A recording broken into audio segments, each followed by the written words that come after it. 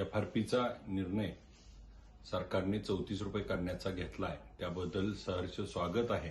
शेतकऱ्याला 2 रुपये जास्त मिळाले पाहिजे ही कारखानदाराची देखील आमची देखील भूमिका आहे.